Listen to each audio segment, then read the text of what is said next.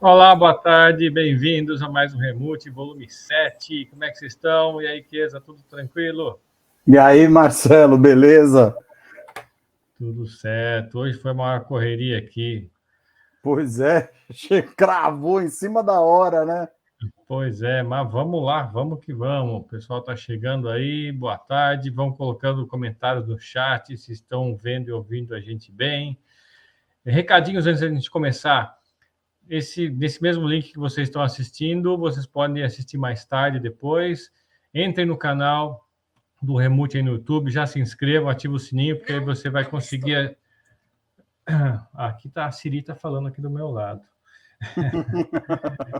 É você que fala de tecnologia, né, cara? Dá um jeito dessa mulher aí, cara. E aí vocês podem ver mais tarde. Tem os cortes, né? Sempre um ou dois dias depois, eu estou liberando os cortes aqui da nossa live, para quem não tem tempo de ver inteirinho, só com um corte para cada assunto. E você Débora pode Zeza, baixar também, baixar no Deb, Daniel, como é que vocês estão? Tudo bem? Vocês podem baixar e ouvir depois offline no Spotify, tá? Então tem todas essas opções para assistir a gente e ouvir também, né? Vamos lá, então. Começa aí, Keza. Vamos lá com você hoje. na verdade, antes de começar, até eu estava reparando as nossas fotos aí, cara. A minha foto, eu sei que eu te mandei para você fazer uma ediçãozinha, a foto que vai aí no invite aí da live, é uma foto de uma viagem minha. E a sua parece que é foto de viagem também, né, cara? Tudo fora de viagem, né? A gente viaja fisicamente, viaja aqui na live, né? No universo. Esse programa é uma viagem, né, cara? Muito legal. Debbie Zeza, que bom que você está aí, querida. Beijo grande. Então tá, vamos falar. Hoje, daqui eu tenho, cara, tem assunto que não acaba mais. Que mês de maio, aí, começo de maio, mundialmente aí, agitado, né, cara? A gente vai falar, eu vou falar aqui de alguns assuntos muito legais. Vou falar hoje eu vou falar um pouco de uniões, casamentos, separações, vou falar um pouco desse assunto aí, falar de locais propícios aí para se fazer shows e se falar. A gente já falou numa outra edição aí do Albert Hall, né, do Royal Albert Hall em Londres. A gente vai falar hoje de uma outra casa de shows, vamos falar de premiações e também vamos falar aí dos aniversariantes dessa primeira semana de maio aí, nos anos que se passaram aí dentro da música, né? Então, vou começar falando aqui dessa parte aí de casamentos. No dia 5 de maio de 1967, a gente teve uma união estável aí do Sir Elvis Presley, né? Elvis Presley casou pela primeira vez com a Priscilla Beaulieu. A Priscila, que na verdade o nome inteiro dela é Priscila Anne Wagner Beaulieu. Ela depois assumiu o nome de Priscilla Presley, né? Uma nova-iorquina, também do mês de maio, né? Nascida no dia 24 de maio de 45. Ela é uma empresária, filantropa e atriz produtora. A Priscila, cara, ela conheceu o Elvis Presley lá na Alemanha Ocidental. Que história interessante, né? Ela conheceu durante na verdade, após a guerra, né, em 1959, ela conheceu o Elvis Presley na Alemanha Ocidental, quando o Elvis ele prestava serviço militar, né?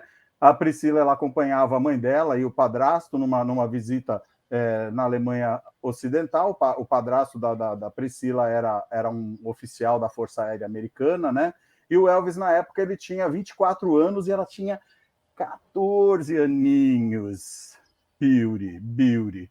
E o Elvis, nessa época, ele tinha acabado de perder a mãe dele, né? Em 1962, ela foi convidada para passar o Natal com Elvis Presley, né? Isso, eles se conheceram em 59. Em 62, ela foi convidada para passar o Natal com Elvis Presley, lá em Graceland. E nunca mais saiu de lá, né? Ficou morando lá. Eles moraram por uns 5 anos em Graceland, ela era menor de idade, né? E o Elvis, durante esse período todo, ele custeou os estudos dela para terminar. Ela era muito adolescente, alimentação, vestuário, todos os cuidados dela, né? Parece que ela teve um racha por conta disso aí com os pais dela, que nem compareceram na formatura do segundo grau, né? A própria mãe da Priscila fez questão de divulgar aí para a imprensa que ela tinha casado grávida, né? E dessa união aí de 5 de maio de 67, eles tiveram uma filha, que é a Lisa Mary Presley, né? Eles permaneceram juntos até 1973 e depois acabaram se separando. O Elvis depois faleceu em 77, né? E a Priscila está viva até hoje, está aí.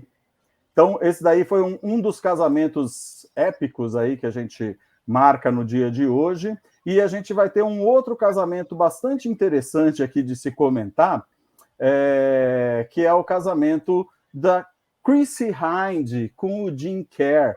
A Chrissie Hynde, vocalista do Pretenders, vocalista guitarrista do Pretenders, e o Jim Kerr, ele é vocalista do Simple Minds, né? Foi vocalista enquanto a banda existiu.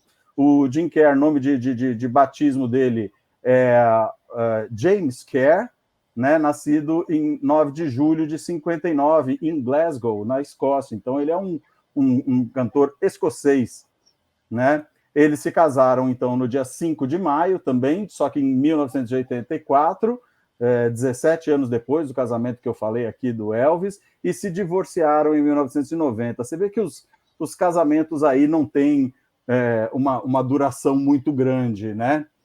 Aí a gente vai citar um casamento também que aconteceu aí nessa época, final de abril, dia 29 de abril de 1989, que é o casamento de um senhor chamado John Francis Bon Jovi Jr., mais conhecido como John Bon Jovi, né? Ele se casou com Dorothea Hurley, nascida em 29 de setembro de 62.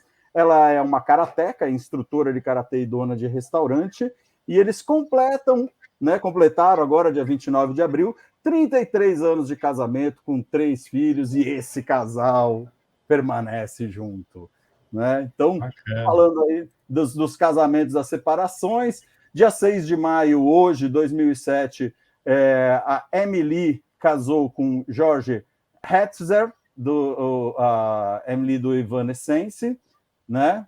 Também casamento em 2007, ele dura até hoje. E a gente tem um outro casamento que eu queria citar aqui, que não deu certo, mas é um casamento intrigante, que é o casamento de Eric Clapton e Pattie Boyd. A Pattie Boyd, acho que tem até uma foto aí para botar, eu não sei se você conseguiu organizar isso.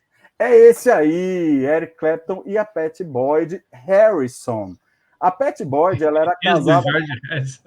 Ela era esposa do George Harrison, ele era puta amigo do George Harrison, estava todo dia na casa dele, George Harrison na casa do Eric Clapton, aquele negócio, e o Eric Clapton foi ficando apaixonado pela Pattie, foi ficando apaixonado, foi fazendo músicas para ela, foi fazendo declarações amorosas, enquanto ela era casada com o George Harrison. Aí ele fez uma proposta de casamento para ela, ela se separou do George Harrison e se casou com o Eric Clapton, né? Depois eles acabaram se separando também. Ela pediu o divórcio da Eric Clapton ao descobrir que o Clapton tinha um caso com a modelo italiana Lori Del Santo, com quem ela teve aquele filhinho, o Connor, que infelizmente morreu com 4 anos de idade, um acidente trágico, caiu de um prédio em Nova York, né? E depois o Clapton acabou se separando também da Lori Del Santo e conheceu uma outra artista, que é a Melia McEnery. Ela tinha 25 anos, ele conheceu ela em Los Angeles, enquanto ele trabalhava no álbum com o B.B. King, e eles se casaram em 2002 e tiveram 3 filhas, a Julia, a Rose e a Ella May. É isso? Não, desculpa, a Julia Rose, a Ella May e a Sophie, que foi a última nascida em 2005. Esse Clapton é um cara bem maluco, né, Marcelo? Ele teve uma criação muito louca, né? Não sei, a gente já chegou a citar esse começo de vida aí do Eric Clapton numa outra live que a gente fez. Ele na verdade, ele foi criado pelos avós e ele tinha uma irmã e que ele chamava de irmã, mas na verdade era a mãe dele, né? O Eric Clapton é nascido em 45, no final da guerra, lá na Inglaterra, e então numa visita de um condecorado comandante aí, na cidade ali que o Eric Clapton morava, a mãe dele acabou encontrando esse cara, teve um romancezinho rápido e acabou engravidando. E aí ele foi criado pelos avós, a Rose e o Jack Clapp, né? E depois ele acabou descobrindo, acho que com 9, 10 anos, ele acabou descobrindo que ela não era a irmã, que ela era a mãe dele, o nome dela era Patrícia, e ele teve uma adolescência super conturbada por conta disso. Então é um caso bem atípico. Eu li a biografia do Eric Clapton, cara, e assim, sinceramente, ele tem N qualidades, cara, mas ele tem um perfil psicológico assim realmente muito degradante, tanto que ele se enfiou em drogas, em alcoolismo, e hoje ele está de boa, ele sustenta uma clínica que ele acabou ficando internado, e hoje ela chama Crossroads, né? E ele mantém essa clínica aí para dependentes de drogas. Pô, cara, só desse cara aí dava para a gente falar uma semana.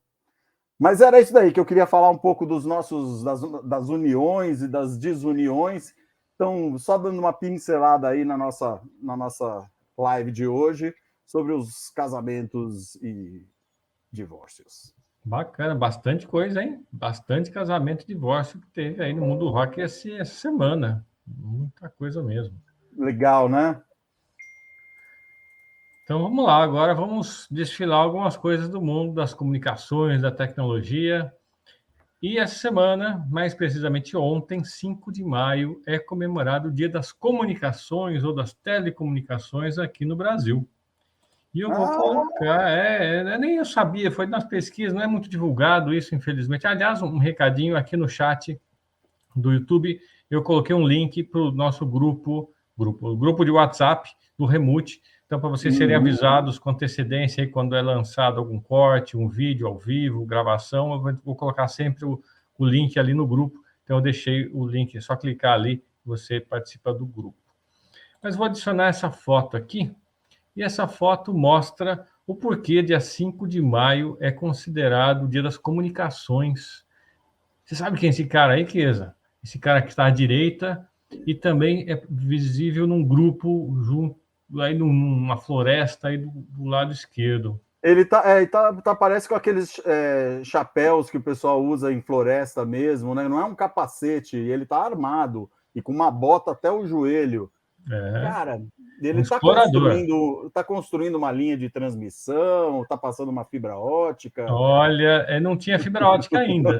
Ele é pioneiro, mas você quase acertou. Ele é pioneiro do telégrafo no Brasil. Ele desbravou o telégrafo até os confins do Brasil, lá na Amazônia, no Acre, chegou até a Bolívia, Mato Grosso, interligou o Brasil via telégrafo, e com isso ele desbravou muita floresta virgem, ele travou contato com índios, alguns inclusive que nunca tinham tido contato com homens brancos. Eu estou falando do dia 5 de maio de 1865, há 157 anos, marca o nascimento do engenheiro militar e sertanista brasileiro Cândido Mariano da Silva Rondon, ou simplesmente Marechal Rondon. Garoto. É ele que está aí na foto. Ele é considerado o pai das telecomunicações brasileiras e pioneiro na instalação de linhas telegráficas pelo interior do Brasil. Inclusive, ele participou de uma exploração na Amazônia, sabe com quem? Não, você não vai saber. Boas? Não, ele também teve contato com Vilas Boas, mas ele teve uma expedição com o ex-presidente dos Estados Unidos, Theodore Roosevelt. E essa foto à esquerda você pode ver o Rondon, e tem também à direita, mais acima, acho que não sei se dá para ver aí o cursor, Theodore Roosevelt. Ele tinha sido presidente dos Estados Unidos, tinha acabado de sair ali da Casa Branca, e ele veio fazer uma expedição na Amazônia aqui, junto com outros pesquisadores americanos e brasileiros, incluindo o Marechal Rondon. Na época não era Marechal, ele se tornou Marechal por honra, né, ao mérito, quando ele completou 90 anos de idade, né? Então essa é a mini história dele, né? O estado de Rondônia tem esse nome em homenagem justamente a Rondon, Existem outras coisas aqui no país, com nome de cidades, ruas, que levam o nome de Rondon, até a cidade de Rondonópolis também. E, incrível, esse homem foi indicado 2 vezes ao Prêmio Nobel da Paz. Uma vez, inclusive, em 1925, ele foi indicado ao Prêmio Nobel da Paz, sabe por quem? Por alguém que a gente comentou num remote anterior, pelo físico Albert Einstein. Albert Einstein o recomendou para ser Prêmio Nobel da Paz. E depois, em 1957, o Explorer Club de Nova York também o recomendou para Prêmio Nobel da Paz. Ele acabou não ganhando, mas olha só, indicado 2 vezes ao Prêmio Nobel da Paz. Muito legal. Incrível isso? Super legal mesmo. Super legal. Rondon. Vou emendar mais uma aqui para vocês. Manda, só antes queria agradecer a Zés aqui, que complementou o assunto que eu estava falando do casamento, falando que o tema de casamento veio pelo mês de maio, que indica ser o mês dos casamentos no hemisfério norte. Obrigado, Zés, pela contribuição. Nós estamos falando dos casamentos, as coisas parecem que conjuminam para essas... para dar certo, né? Mas é isso mesmo. Certo. Estou colocando aqui várias imagens, mas vou falar a primeira do meio. O que é esse do meio? Acho que todo mundo conhece, muita gente conhece. Coloca aí no chat. Esse prédio do meio. É o pai do prédio do Banespa. Que é do lado da direita. O Altino Arantes, né? O da direita é o prédio do Banespa e o do meio é o Empire State Building. Por que ele está aqui na foto? Porque em 1º de maio de 1931 foi inaugurado o Empire State Building, um edifício de 102 andares. Ele fica em Midtown Manhattan, Nova York, novamente. Ele tem um total de 443 metros de altura e, na época, era o edifício mais alto do mundo. E ele permaneceu mais alto do mundo até a inauguração do World Trade Center, que caiu, né, naquele atentado. A inauguração do World Trade Center foi em 1970. Então, ele ficou desde 1931 até 1970 como o edifício mais alto do mundo. E ele é construído, né, num estilo arquitetônico chamado Art Deco. E esse Art Deco, né, é um estilo de arte visual, de arquitetura, de design, não apenas de arquitetura, mas de design também, inclusive de design de utensílios, etc., arquitetura, escultura. Ele apareceu na França antes da Primeira Guerra Mundial. É uma abreviação de Arts Décoratifs, ou seja, artes decorativas. E ele já apareceu no final do século XIX, mas tomou notoriedade mais nos anos 1920, 1930, quando teve, inclusive, uma exposição realizada em Paris, em 1925. Aí ele começou a ser adotado em muitos lugares do mundo, então, principalmente nessa década de 1920. Por que eu tenho essas outras fotos aí? Porque no Brasil eu tenho exemplares aí do Art Deco, como, por exemplo, o elevador Lacerda, não está aí na foto, não coube aí na foto, o elevador Lacerda lá em Salvador. Nós temos o viaduto do Chá, aqui em São Paulo também. Ele é maravilhoso. O estádio do Pacaembu, o edifício Altino Arantes, que está aí à direita, muito parecido, lembra bastante do Empire State Building. E a maior estátua do mundo em Art Deco é o Cristo Redentor, também inaugurado mais ou menos nessa mesma época. E o que é essa estátua que está abaixo do Cristo Redentor? Eu coloquei porque é uma estátua que está em Nova York, em Art Deco também, e ela faz um link de um programa que a gente fez algumas semanas atrás, porque é a estátua do Deus Prometeu. Né? Lembra do nome da obra de Mary Shelley, Frankenstein, ou O Moderno Prometeu? Então, essa estátua de Prometeu em Art Deco, que fica em Nova York. Né? Essa daí está lá no Rockefeller Center, não é? Exatamente, fica no Rockefeller Center, que também é um edifício em Art Deco. Muito legal. Assim como o Chrysler Building e outros, né? Nova York é uma cidade muito bacana mesmo, né, cara? Muito. Que barato, cara. Que legal. Mas você vê, o prédio do Banespa é muito parecido, né, cara? Muito parecido mesmo. É totalmente inspirado ali no conceito do Empire State mesmo. E é Art Deco também, né? Sensacional. Posso emendar também algumas comemorações rapidinho? Daí você vai para a sua? Manda. Bom, vou colocar a imagem aqui na tela dos vários assuntos comemorados essa semana também. Nós temos aqui 70 anos do primeiro voo comercial de um avião a jato. É a foto superior direita. Né, em 2 de maio de 1952 foi o primeiro voo do avião comercial a jato, que era um de Havilland Comet, que era esse avião que está à direita em cima.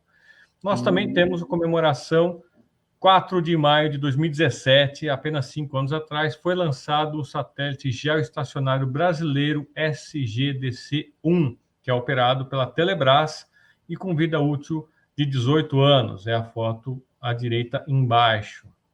Nós temos também aí uma pessoa, um senhor, no canto inferior esquerdo, né, que nasceu em 5 de maio, igual o Marechal Rondon, né, só que de 1846, a 176 anos.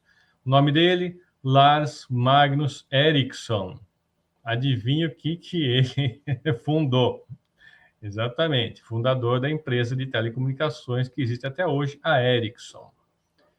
Nós temos também, na figura do meio, a Torre Eiffel, né? Só que ela está aí nessa foto, no final da construção dela. Então, Ainda não está 6 de pronta, né? maio, não estava pronta. Em 6 de maio de 1889, há 133 anos, é inaugurada e aberta ao público a Torre Eiffel. Né? E temos a última imagem aí, canto superior esquerdo, 6 de maio de 2002, há 20 anos, era fundada a SpaceX por Elon Musk. Juntei aí várias comemorações aí da semana, ligadas direta ou indiretamente com a tecnologia. Inclusive, uma curiosidade da Torre Eiffel, né? Tem uma visita de Thomas Edison, né, um inventor aí, né? E o próprio Santos Dumont também visitou essa torre, conversou com o próprio Eiffel, né, o projetista dessa torre, né, tem histórias aí relativas a Santos Dumont, que deu a volta nessa torre também, né, ganhou um prêmio, etc., mas isso é uma história para um outro dia. Sabe que você estava terminando de falar ali do Elon Musk, eu estava olhando para a Torre Eiffel e pensando assim, cara, tem tanta coisa interessante para falar só da Torre Eiffel, cara. Pois é. Tem shows que aconteceram, aí você falou o Santos Dumont, cara, ela já foi vendida, ela era para ser demolida, as Olimpíadas agora, as próximas Olimpíadas vão ser lá, então, cara, a gente podia pegar um remote aí próximo e pegar, tipo, marcos históricos, assim, e ver tudo que permeou aquele marco histórico, tudo que virou história junto daquele marco. O Cristo é outro, né, cara? Que o que já aconteceu de eventos, de coisas interessantes ligadas à imagem do Cristo Redentor é impressionante, né, cara? Sim, podemos fazer episódios só da Torre Eiffel ou de algum outro marco desses aí, porque né, o realmente é história. Coliseu, tem locais assim no mundo que abrigaram coisas que são atemporais, né, cara, que atravessaram os anos aí, é muito legal. Marcaram a história ocidental até hoje, né? A cultura, a história, tudo. Né? O Daniel tá lembrando aqui da história do Mágico de Oz aí com Dark Side of the Moon. Né? Não sei se alguém viu aí o Dark Side of the Oz ou Dark Side of the Rainbow. Quem viu aí sensacional, cara. A música Dark Side of the Moon, do álbum com o filme O Mágico de Oz, coloca aqui nos comentários. Sua vez, Chiesa. Cara, vou falar um compilado de coisas interessantes que aconteceram aí nesse começo de maio em anos anteriores, tá? Então, tem uma imagem que eu mandei aí também, que é a de um show. Esse show que eu mandei a imagem, o Marcelo deve encontrar ela aí daqui a pouco, colocar na tela para a gente.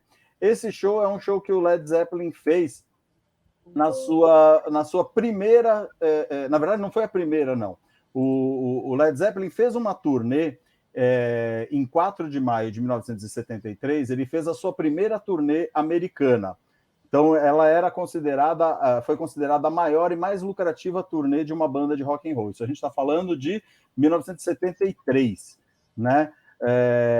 O lucro dessa turnê foi de mais de 3 milhões de dólares, cifra que para a época era bastante expressiva, né? Então foi considerada a maior, mais ostentosa, né, a maior turnê que aconteceu aí de uma banda de rock.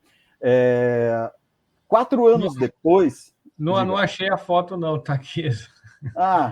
Vai sem foto. Será que eu... então tá. Mas é uma imagem de um show, ele tá, é um estádio, ele tá bem cheio, você vê que nem o palco que o pessoal monta geralmente de um dos lados do gol, aí fica mais da metade do estádio, aí a parte de trás do palco é que fica sem público, mas o show tá bem cheio mesmo. Eles tiveram na verdade, essa imagem não é dessa primeira turnê, é de uma turnê que eles fizeram em 77, que foi quando a banda entrou para o Guinness Book, com esse show aí que está na foto, que tem 76 mil pessoas. Esse show aconteceu em Pontiac Silverdome, no Pontiac Silverdome, em Michigan, né?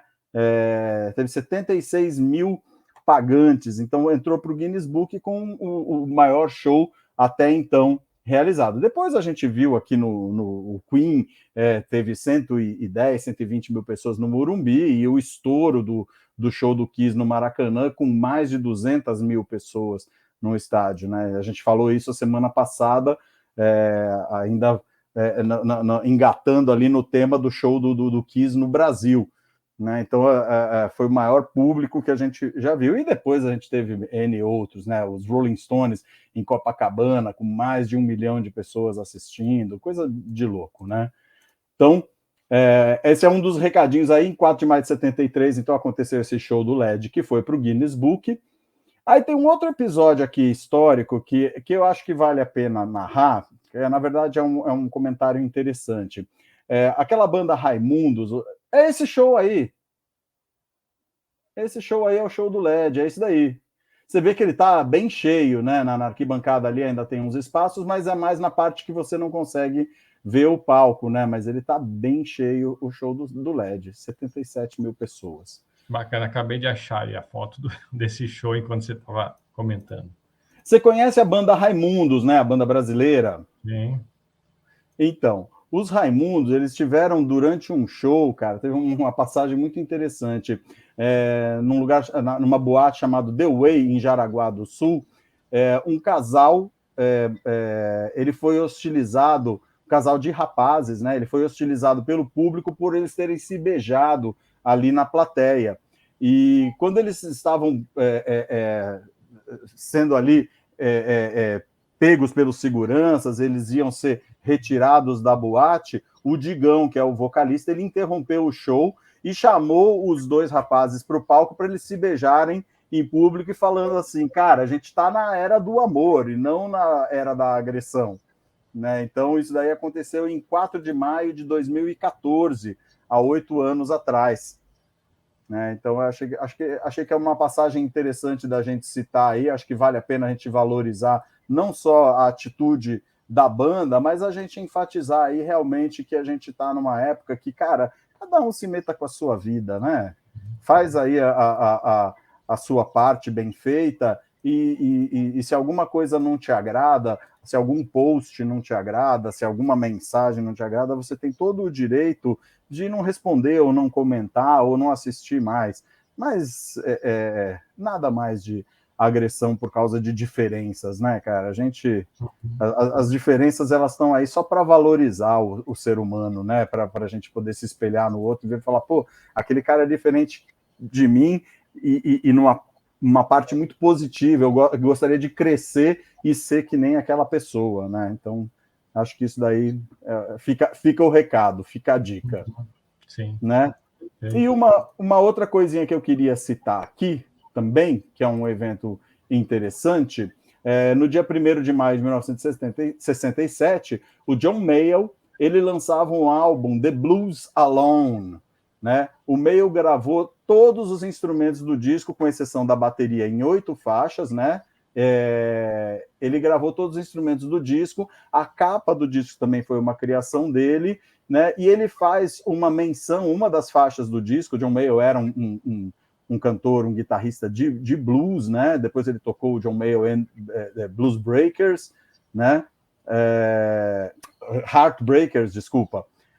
Mas nesse disco ele gravou uma faixa chamada Sonny Boy Blow, né? O Sonny Boy tem uma história interessante também. O Sonny Boy é um gaitista de blues, nasceu em 4 de maio de 1937, né? Depois ele faleceu em 24 de maio, e na verdade, desculpa, ele nasceu em 5 de dezembro. Em 4 de maio de 37, ele gravou o seu primeiro disco. Ele fez a primeira gravação dele em estúdio. Né? Então, vale deixar gravado aí também essa menção que o John Mayall fez do Sonny Boy para o Sonny Boy William, que acabou gravando também nessa primeira semana de maio, né? Nascido em 5 de dezembro de 2012, no Mississippi, e ele morreu em 24 de maio de 1965, no Arkansas. Né? Então é uma referência, todo mundo que gosta muito de blues, assim, conhece o trabalho do Sonny Boy, que também é conhecido com um monte de outros nomes. Né? O nome de batismo dele é Alec Ford, mas depois ele ficou conhecido como Alec ou Alex Miller, né? E também alguns outros apelidos, Rice Miller, Little Boy Blue, Little Willie, Sonny Boy, Williamson, né? Então ele teve alguns apelidos aí que ele carregou durante a carreira dele. É isso daí. Alguns recadinhos engraçados aí. Vamos lá, então. 5 de maio, novamente. Não, desculpa, 4 de maio agora. O que aconteceu 4 de maio, que é muito ligado agora os geeks, nerds? O que é dia 4 de maio? Como é que é em inglês 4 de maio? May the 4th. May the 4th be with you. Que força esteja com você. Sensacional! Então, é uma brincadeira aí com May the Force be with you, né? Que a força esteja com você. Daí, com a pronúncia muito parecida com force, né? Em inglês já se fala ao contrário, mês e dia mesmo, então cai certinho, né? May the Force be with you. Mas por que eu tenho essas outras duas imagens aí? Outra da Obi-Wan Kenobi, uma nova série da Disney. E a Margaret Thatcher? E a Margaret Thatcher está fazendo o que aí no dia do Star Wars? Dia dos Geeks. Diga. Dia dos Geeks, né? Mas aqui, na verdade, o que acontece, né? Essa frase, May the Force be with you, na verdade, ela não foi invenção de um fã de Star Wars, ela foi utilizada antes, né? Pela primeira vez, ela foi utilizada em 4 de maio de 1979, um dia depois que a Margaret Thatcher foi eleita primeira-ministra do Reino Unido. E aí, no dia seguinte, os jornais, alguém comentou e foi publicado. May the Force be with you, Maggie. Congratulations. Então, é uma brincadeira. Que legal. Com a Maggie, né? Que a força esteja com você justamente no dia seguinte, né? Que a eleição foi no dia 4 de maio. E aí foi depois disso que alguém reparou nisso daí também para ser o dia de Star Wars, né? E eu coloquei também aí o Obi-Wan, né? Porque o segundo trailer oficial dessa nova série, Obi-Wan Kenobi, foi lançado justamente dia 4 de maio, agora, há 2 dias atrás, né? Justamente no dia de Star Wars. E como curiosidade, em 2015, no dia Star Wars, os astronautas da ISS, na Estação Espacial Internacional, eles assistiram o filme Star Wars como uma forma, né, bem humorada de comemorar o dia de Star Wars. Que legal. Queria agradecer aqui o Ariovaldo Bragança. Legal, obrigado, Ariovaldo, pela presença. A Zéza aí enfatizando aí o movimento LGBT QIA+, certo, né, Zéza? É isso daí. E o Daniel Pires, igualdade a todas também. Estamos todo mundo no mesmo barco. Todos dentro. Deixa eu emendar mais uma aqui. Vamos lá. Só para eu te falar, eu tenho mais 3 historinhas aqui. Não sei como é que você quer dividir. Quer falar você ou falo eu aqui? Não, depois eu só vou dar feliz aniversário para 150 pessoas que fizeram Nossa aniversário aqui dos. Nossa. Tá, então deixa eu falar minha historinha aqui. Deixa eu colocar na tela essa imagem aqui. Não Que dá para raio de falar imagem.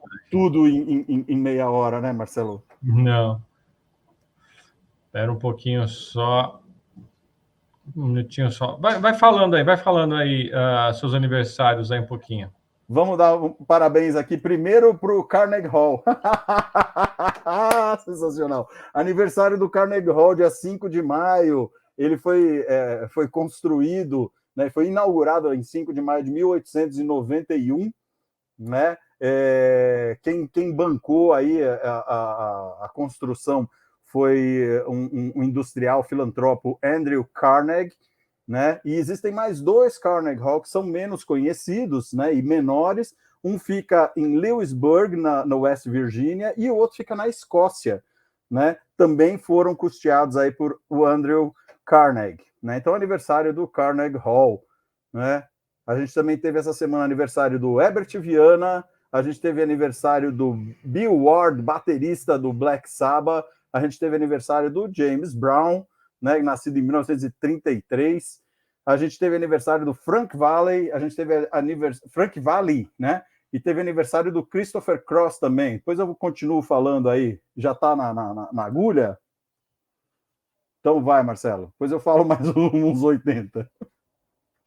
Bom, vamos lá nessa historinha aqui. O que eu coloquei aqui na foto, né? 30 de abril de 1897. Há 125 anos, Sir Joseph John, ou J.J. Thomson, anuncia a descoberta do elétron, a primeira partícula subatômica a ser descoberta. E ele ganhou o Prêmio Nobel de Física de 1906 por seu trabalho sobre a condução de eletricidade em gases. Ele foi o primeiro a sugerir que haveria partículas menores formadoras do átomo e que seriam 1000 vezes menores. E como é que ele demonstrou isso? Ele usou um tubo de raios catódicos, que é essa imagem à direita, para mostrar que os elétrons poderiam ser defletidos por um campo elétrico. Então, esse é um esqueminha à direita mostrando como é que seria esse tubo de raios catódicos aí que ele usou para fazer essa demonstração. O que é interessante com relação a isso é que esse tubo depois foi melhorado para se transformar num tubo chamado CRT, que tem um dos lados recobertos, né, uma tela recoberta por fósforo, que brilha quando o elétron chega até ali. E isso virou a parte principal de uma televisão de tubo, né? Essas televisões antigas, que hoje é tudo plasma, LED, etc., né? Mas até há pouco tempo atrás eram assim os televisores. Então, nasceu a ideia lá em 1897, quando ele descobriu o elétron, utilizando esse tubo de vidro, que depois foi evoluindo com outros cientistas e acabou virando o coração da televisão a tubo. Conheço muita gente que nunca nem viu uma TV a tubo. Realmente. Tem gente que nunca não sabe nem o que é, né? Pois é. Vamos emendar mais uma historinha aqui? Vai lá, Marcelo, é sua. Esse daqui é Sir Edmund Halley. Ele previu, né, em 3 de maio de 1715, há 307 anos, ele previu um eclipse do Sol com 4 minutos de precisão. Ele previu que ia acontecer naquele horário e por 4 minutos é que ele errou. Isso em 1715. Ele Caraca. foi em Londres. E esse é o mapinha que ele desenhou por onde passaria a sombra aí da Lua durante o eclipse. Enorme, né? Porque Londres está bem ali embaixo, né, cara? Tá passando bem em cima de Londres mesmo, essa bola aí. Isso aí foi visto até numa faixa um pouco mais ampla, né? E o engraçado é o seguinte, né? Naquela época, a Grã-Bretanha não tinha adotado o calendário gregoriano, que tinha sido introduzido em outubro de 1582 pelo Papa Gregório XIII. Então, a data, na época, era 22 de abril de 1715, né? Mas depois da adoção, em 1752, da Inglaterra, no calendário gregoriano, aí virou 3 de maio. Por que isso? Porque quando chegou o calendário gregoriano, foram removidos 10 dias do calendário. Isso é uma história que a gente vai contar em outro Remute, que não dá, é uma história bastante longa, né? Mas o que eu queria ressaltar aqui com essa história também? né? Que ele, em 1682, usando as leis do movimento de Isaac Newton, que a gente comentou no remoto passado aí lá do Prisma, quando a gente falou do Dark Side of the Moon, né? Então, usando as leis de movimento dele, ele calculou a periodicidade de um cometa. E esse cometa recebeu o nome dele, cometa Halley, né? Astrônomo Edmund Halley, né? Ele foi o primeiro a calcular essa periodicidade, né, e predisse o retorno desse cometa em 1758. Infelizmente, Halley já não estava mais vivo quando passou o cometa, justamente quando ele previu que ele retornaria. Esse cometa, ele, né, dá a volta completa e retorna a cada mais ou menos 75 a 76 anos. E ele é o único cometa de uma periodicidade curta, né, nessa faixa de 70 e poucos anos, que é regularmente visível a olho nu da Terra. Né? Por isso ele tem uma importância muito grande na história, porque a passagem desse cometa foi gravada em várias histórias ao longo da história da humanidade. Né? Ele passou a última vez em 1986 e a próxima passagem vai ser em 2061. Né? Eu acho que eu não vou estar aqui para assistir essa nova passagem. Né? Como curiosidade, a passagem do ano de 1066 foi considerada pelos ingleses como um presságio, porque nesse mesmo ano, um pouquinho depois, teve a Batalha de Hastings, quando o rei Haroldo II, lá da Inglaterra na época, morreu, e aí William, o Conquistador, que era da Normandia, assumiu o trono, e aí mudou completamente a história aí do Reino Unido, da Inglaterra. Né? Mas tem uma continuaçãozinha interessante essa história, que é um link para a música. Né? Opa! Aqui nós temos esse do cometa Halley. E os seus cometas. O Halley e os seus cometas. E os seus cometas. Mas olha que interessante, tem a ver sim, sabe por quê? Porque o nome da banda dele, do Bill Haley, originalmente, não era a Bill Haley e seus cometas, era Saddleman. Ele mudou para Bill Haley e seus cometas porque, na época, você vê que não escreve igual, né? Bill Haley é um L só, e o cometa Halley é com dois. Na verdade, o nome do Bill Haley seria Bill Haley, né? E o cometa seria Halley. Só que depende da época, o país que você está, começa a mudar essa pronúncia. E na época, nos Estados Unidos, o cometa Halley, o pessoal pronunciava Haley como o nome dele, Bill Haley. E aí um radialista falou, nossa, o seu nome é muito parecido com o nome do cometa. Ele gostou da história e mudou o nome da banda para Bill Haley e seus cometas, justamente por causa do cometa Halley. Né? Olha só que engraçado. E tem mais coisa com relação ao Bill Haley, né? Como uma ironia do destino, né? A banda dele tem a ver com um cometa, né? um astro, mas no ano de 2006, a União Astronômica Internacional deu um nome a um asteroide de Bill Haley. Olha só, o nome do asteroide é 79896 Bill Haley. O cara devia estar ouvindo Bill Haley quando ele identificou. Não, sabe por que ele deu o nome? Porque ele foi para marcar o aniversário de 25 anos da morte de Bill Haley. Né, em 2006, né, foi 25 anos da morte de Bill Haley, e aí descobriram esse astro aí, e aí o pessoal deu, vou dar o nome de Bill Haley para esse asteroide. Então, o nome da banda vem de um astro, né, e aí depois o nome dele foi para um astro. Olha só que engraçado. Deixa eu fazer um link aí também com essa história, já que você está fazendo os links. Primeiro, agradecer a Zéza de novo aqui, que ela está falando que nós três vimos a passagem do Halley, né? Então, se muita gente não conhece nem TV de tubo, quiçá o cometa Halley, né? Verdade. Mas eu me proponho a fazer uma edição especial aí do Remute em 2061 para comemorar a passagem do cometa Halley, viu, Marcelo? Me convida. Me convida. Eu vou falar então só de... fazer o Keith Moon, vão convidar a gente, mas, né?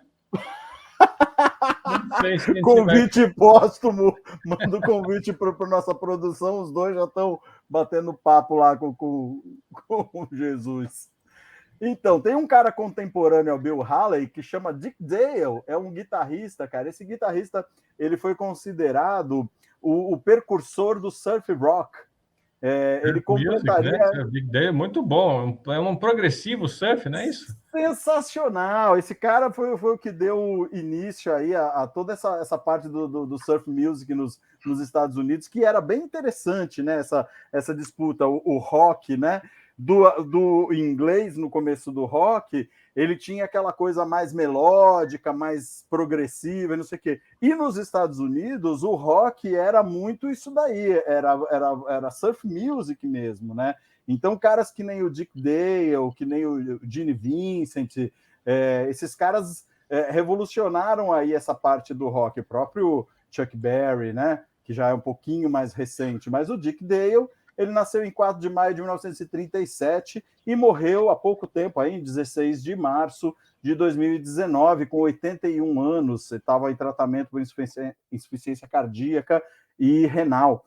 Ele passou por um câncer, cara, isso ele tinha... Eu não lembro agora direito da história, mas ele passou por um câncer no auge da carreira, ele tinha uns 30 anos, assim, e os médicos desenganaram ele, e ele se curou do câncer, não foi mais tão ativo assim na parte de composições e shows, não sei o quê, mas vira e mexe ele aparecia. De qualquer maneira, ficou aí a história do Dick Dale, né? Então, já fazendo a história aí de um contemporâneo aí do Bill Haley, o Dick Dale veio nessa onda aí também do rock and roll. Manda lá, Marcelo, para a gente fechar. Última história. Essa história vai ser uma volta também, que vai Bomba! linkar com a música, né? Bomba! Olha só o que eu vou colocar na... Não, eu vou primeiro dar depois eu coloco a história, né? 6 de maio de 1937, há 85 anos, o que acontecia? Infelizmente, ocorreu um desastre de um dirigível chamado Hindenburg, ou Hindenburg, né? Era a maior nave a voar na época e até os dias de hoje, a maior aeronave que já foi construída. Eu vou colocar aqui na tela para vocês terem uma noção. Do Né? Aqui tamanho tem a do foto. Zeppelin. Exatamente, tem a foto dele, né, pegando fogo. Né? Ele estava chegando lá, já em Nova Jersey, ele já ia aterrissar ou aportar ali, mas aí, como ele era feito não, né? Mas o que fazia ele voar era, ele é mais leve do que ar, só que ali dentro tinha hidrogênio, que é altamente combustível. Não estava usando hélio porque é muito caro, tinha uma série de restrições aí de importação, eles usaram hidrogênio e aí teve um acidente e pegou fogo em 30 segundos. Ele foi destruído, morreram 36 pessoas, sendo 13 passageiros, 22 tripulantes e um técnico de solo, né? E está aí a foto da hora que ele pegou fogo e aconteceu isso, né? Ele foi usado por 63 voos durante 14 meses, desde que ele foi inaugurado, né? E desses 63 voos, 7 foram para o Brasil, né? Eles vieram, o Hindenburg veio até o Brasil 7 vezes. E ele era gigantesco, ele tinha 245 metros de comprimento, sustentado por 200 mil metros cúbicos de hidrogênio. Então, vocês veem aqui a comparação. À direita, embaixo, em abóbora, né? É ele, e aqui são os grandes aviões, 747, o Antonov, que foi destruído agora na guerra, né? O maiorzinho aqui que eu vejo é o Antonov, que é o maior avião já construído. Olha só o tamanho dele. E aqui à esquerda, a comparação dele, que é o verdinho, com navios de guerra, né, com navios transatlânticos e com o Empire State Building, que a gente comentou agora há pouco. Você botou o Empire State deitado. Aqui é o Pentágono em azul e o verde, o anel em verde, é a sede nova da Apple. Olha só o tamanho que era essa aeronave. Né? Agora, essa aeronave, diga aí, Chiesa. Não, eu estou impressionado, que coisa maluca, né, cara? Até hoje é a maior aeronave já construída, né? Agora, o Hindenburg, ele era um dirigível, mas ele foi construído para uma fábrica, deixa eu ver o nome direito aqui da fábrica, eu não vou pronunciar corretamente em alemão, tá? Luftschiffbau Zeppelin. Esse era o nome da fábrica. Zeppelin porque a fábrica foi fundada pelo conde Ferdinando von Zeppelin em 1908. E o primeiro nome chama Luftschiffbau porque em alemão isso significa construção de aeronaves. Tá? Essa fábrica foi líder na fabricação de dirigíveis. Tá? E, né, como o nome da fábrica era esse Zeppelin, pegou o nome dirigível, o pessoal chamar de Zeppelin. Né? É que nem o Uhum. pessoal usa Gillette para lâmina de barbear, né? Que é um nome próprio, né? De uma marca, né? Mas todo mundo chama Uhum. de lâmina Gillette. Mesma coisa, o dirigível virou Zeppelin. Né? Agora, olha só que engraçado, né? Vamos fazer link com uma coisa que você falou hoje aqui e link com o que a gente falou hoje e falou outro dia também. Olha só que eu vou colocar na tela. Essa foto que você me mandou do Keith Moon. O que Kate aconteceu? Moon. O que aconteceu? Tinha uma banda chamada Yardbirds que Yardbirds. se desformou, né? Se dissolveu. Aí o Uhum. guitarrista, né, ia fazer uma nova formação, convidou uns carinhas ali, ia chamar de Novos Yardbirds, ia tocar música. Aí o Keith Moon, lá do The Who, falou para ele, ó, essa banda aí vai afundar que nem um balão de chumbo. Não vai dar certo. Aí o cara falou, puta, balão de chumbo?